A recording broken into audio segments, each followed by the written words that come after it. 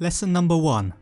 Sun Tzu said, "The control of a large force is the same principle as the control of a few men. It is merely a question of dividing up the numbers." In World War I, the British Army grew in size to a peak of nearly 4 million men. To keep the troops fed, housed, trained and organised, a system of structures and ranks were used. By dividing and subdividing an army into units with officers in command of each, a large force can be controlled and directed regardless of size, as the principles are the same. Size management is also a problem in business. A strict hierarchy can ensure high-level strategy reaches operational management. Lesson number 2. Fighting with a large army under your command is no wise different from fighting with a small one. It is merely a question of instituting signs and signals. Pheidippides ran between Marathon and Athens to give news of a military victory. The Romans dedicated entire units to military communication and had a state-run courier service, cursus publicus. Modern day communications are now instantaneous, regardless of distance. The important common factor is that instructions reach the front line quickly. Hierarchies help, as long as the information is not blocked or distorted. A well-managed communications network is vital to get information in both directions along the hierarchy quickly and efficiently. Lesson number 3. That the impact of your army may be like a grindstone dashed against an egg. This is affected by the science of weak points and strong. In the biblical account of David and Goliath, David is victorious against his much stronger opponent by hitting him with a stone in the forehead. A strong item, like a grindstone, can be ruined by something that appears weak, like an egg. What is required is for the physics to be understood. Lesson number 4. Indirect tactics, efficiently applied, are inexhaustible as heaven and earth, unending as the flow of rivers and streams. Like the sun and moon, they end but to begin anew. Like the 4 seasons, they pass away to return once more. When the Persians tried to invade the Greeks for the second time, they fought in the Battle of Salamis. The Persians had 4 times as many ships, but in the narrow stretches of water where the battle took place, their huge numbers became a hindrance. The Greeks were able to flank the disorganised Persian ships, resulting in a decisive Greek victory. Fighting is a direct method, challenging soldier against soldier. There are also indirect alternative methods to fighting, attacking from the side or rear being 2 examples which cause surprise and reaction. By using numerous indirect assaults, you can compound the confusion of your opponent, yielding an easier victory. Lesson number 5. There are not more than 5 musical notes, yet the combinations of these 5 give rise to more melodies that can ever be heard. In a game of chess, there are only 6 different types of pieces and 64 spaces on the board. However, the number of different possible positions after 4 moves each is over 288 billion. In business, online ads can be tweaked endlessly to find the most successful combination of colours, fonts, wording, audience and so on. Combinations begin with a few items that are combined into patterns. These simple items combine into many possibilities that may ultimately succeed or fail. Understand the elements. Design blends and patterns that suit the situation. Lesson number 6. In battle, there are not more than 2 methods of attack, the direct and the indirect. Yet these 2 in combination give rise to an endless series of manoeuvres. Confederate General Stonewall Jackson used a classic indirect flanking attack to defeat Union General Joseph Hooker on the 2nd of May 1863.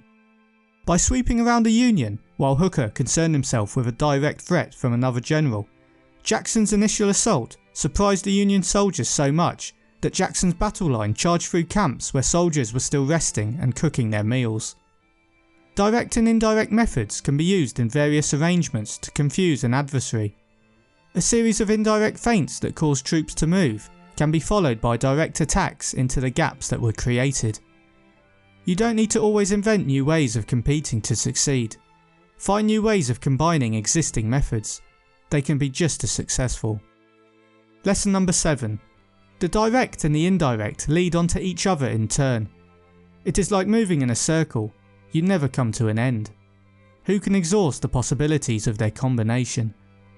The overconfidence and lack of preparation led to the disastrous defeat of the English, led by Edward II, to the Scots, led by Robert the Bruce, at the Battle of Bannockburn.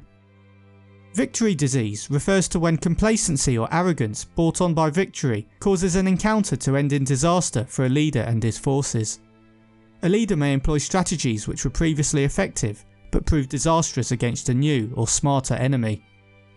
As yin and yang, each entity creates its opposite. Attacking the enemy creates a counterattack. Design your battles in terms of ebbs and flows, indirect and direct, defence and attack. Winning can lead to losing by arrogance leading to sloppiness. Losing can lead to winning by turning sorrow into determination. Lesson number 8. The onset of troops is like the rush of a torrent, which will even roll stones along in its course. After Scotland was conquered in 1296, an uprising began the following year when William Wallace assassinated an English sheriff.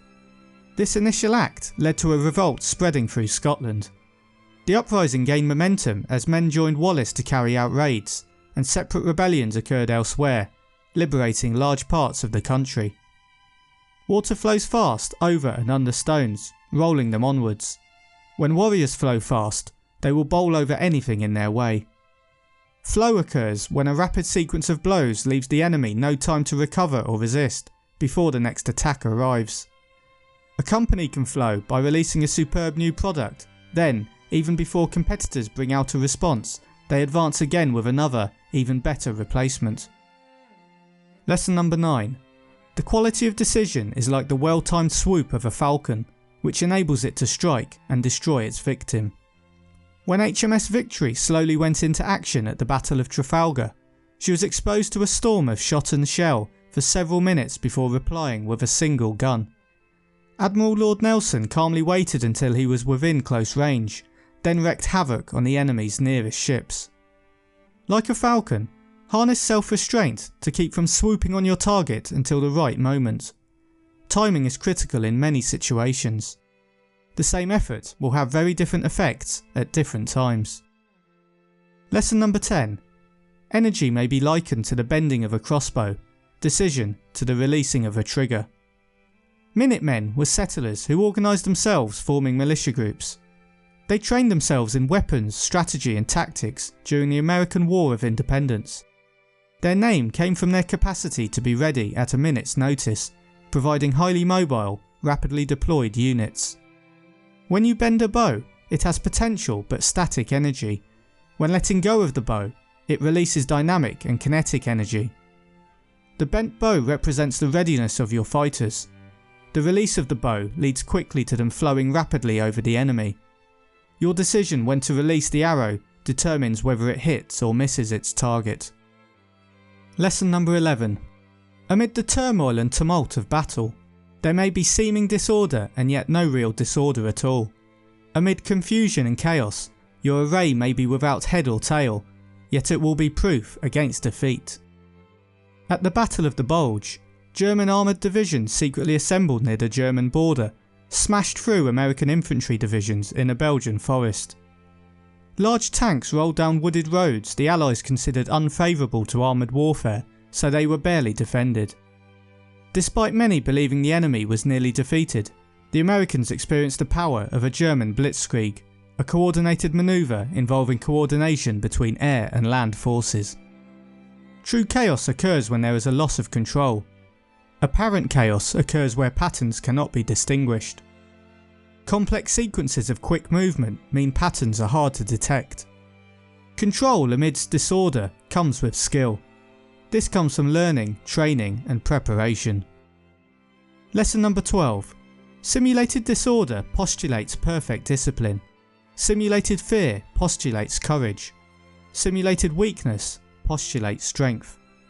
In the Battle of Hastings, the Anglo-Saxon force consisted of many working men called up to form an army for their kings. During the combat, the Normans pretended to run away, then turned and cut down the Saxons when the inexperienced men chased them. You display control if you act in an unvarying way. To show disorder, each person must be acting differently. If your rival thinks you have lost control, they will make mistakes. Fear leads to disorder, but the risk in showing fear is that it may spur your opposition on. To put yourself at a disadvantage takes bravery, but by misleading the enemy in this way, you can lead them into mistakes. Lesson number 13. Thus one who is skillful at keeping the enemy on the move maintains deceitful appearances, according to which the enemy will act. He sacrifices something that the enemy may snatch at it. During his conquest of Gaul, Julius Caesar used deception in his tactics to achieve the crossing of a river.